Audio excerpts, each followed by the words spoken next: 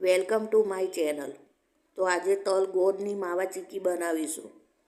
200 ગ્રામ તલ લીધા છે, એટલો જ ગોળ લીધો છે. હવે તલને સાફ કરી તેને કઢાઈમાં લઈને તલને શેકી લઈશું.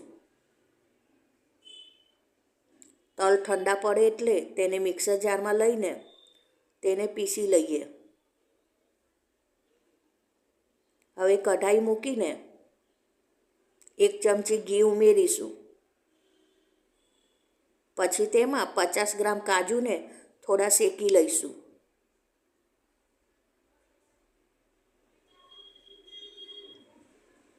હવે એ જ કઢાઈમાં 1 ચમચી ઘી લઈશું.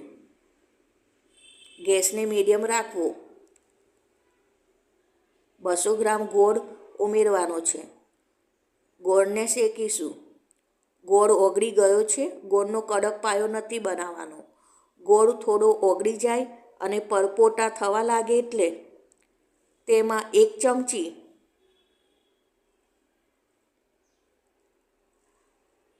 આખા તલ ઉમેરવાના છે. હવે ગેસને બંધ કરીશું. પછી તેમાં પીસેલા તલ ઉમેરવાના છે.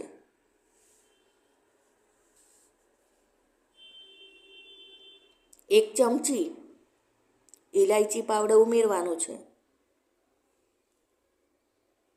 હવે કાજુ પીસેલા ઉમેરવાના છે. આ બધું સારું મિક્સ કરી લઈએ. હવે પ્લેટફોર્મ ઉપર ઘી લગાડીશું. તેની ઉપર આ તલનો માવો મૂકીને તેને વેલણ વડે પોચા હાથે વણી લઈએ.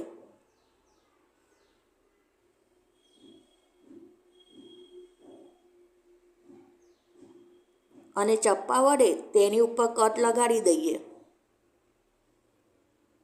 તલ ગોળ અને કાજુની ગચક મોંમાં ઓગળી જાય તેવી બને છે.